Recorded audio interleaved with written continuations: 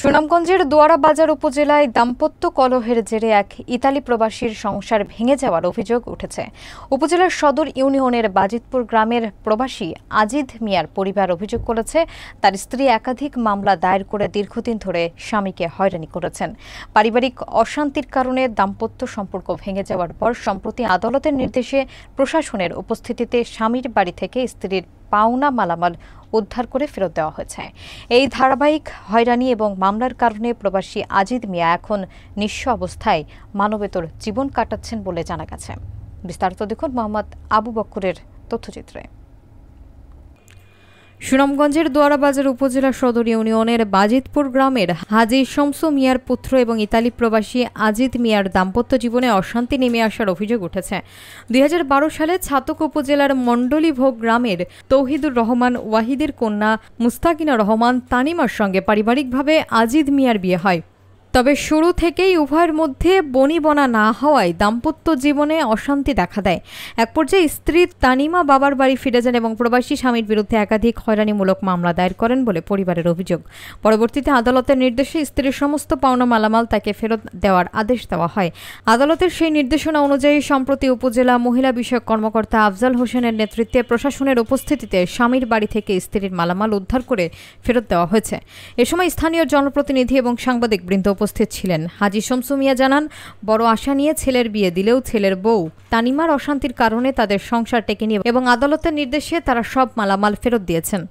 উপজেলা মহিলা বিষয়ক কর্মকর্তা আফজাল হোসেনও আদালতের নির্দেশনায় প্রশাসনের উপস্থিতিতে স্ত্রীর পাওনা মালামাল ফেরত দেওয়ার বিষয়টি নিশ্চিত করেন। স্থানীয়রা জানান, আজিদ মিয়া দীর্ঘ সময় বিদেশে থেকে উপার্জিত অর্থ দিয়ে সংসার চালাতেন, কিন্তু ধারাবাহিক মামলা ও হয়রানির কারণে তিনি এখন নিঃস্ব অবস্থায় কঠিন জীবনযাপন করছেন। আমি মোহাম্মদ আফজাল হোসেন, উপজেলা মহিলা বিষয়ক অফিসার, দোয়ারা, সুনামগঞ্জ। আমি কোতোয়ালি সিআর মামলা নং 1534 এর জব্দকৃত মালামাল আদালতের আদেশক্রমে অদ্য 21 তারিখে আমি বিবাদী পক্ষের বাড়ি থেকে মালামালগুলো উদ্ধার করলাম এবং উদ্ধার করে এখনই সমস্ত মালামাল বিভিন্ন সাক্ষী সাবত মহিলা মেম্বার আছেন, আমার এখানে সাংবাদিক যারা আছেন, সবার সামনে, এলাকার গণ্যমান্য ব্যক্তিবর্গের সামনে আমি সমস্ত মালামাল বাদী পক্ষের মনোনীত প্রতিনিধি তার চাচা আনোয়ার হোসেনকে আমরা টোটাল মালামালগুলি বুঝিয়ে দিলাম। তো এই কাজে আমাকে উভয় পক্ষ সুন্দরভাবে সহযোগিতা করার জন্য আমি তাদেরকে ধন্যবাদ জানাচ্ছি। কারণ আদালতের আদেশটা আমরা গুরুত্ব দিব, হ্যাঁ, কারণ সর্বোচ্চ পর্যায়ে থাকে আদালত। তো সেক্ষেত্রে সবাইকে আমি ধন্যবাদ দিয়ে আজকের এই কর্মসূচি শেষ করলাম। বিশেষ করে এলাকার জনপ্রতিনিধি যিনি আছেন, সাংবাদিক হিসাবে আপনি আছেন এবং আরো গণ্যমান্য ব্যক্তিবর্গ যারা আছেন, সুন্দরভাবে আমাদের সহযোগিতা করে আমাদের কাজটি শেষ করতে সহযোগিতা করেছেন। আমি জব্দিত মাল যেগুলা টিক চিহ্ন আছে ওগুলা আমি বুঝা পাইছি। আমি বহুত আশা ভরসা হইয়া আমার ছেলে আজিদ মাল লাগি তালিমারে বিয়ে আনছিলাম।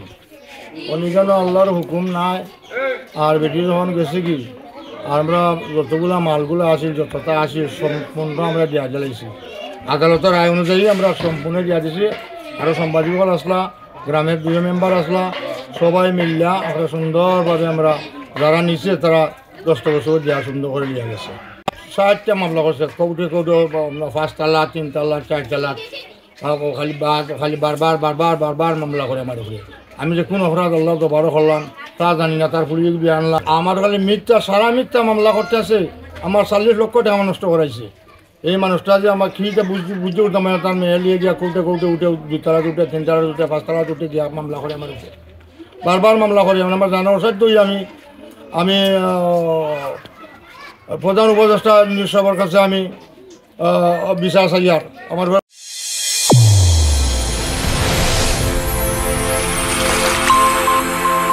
চ্যানেল A1 হৃদয়ের স্পন্দন।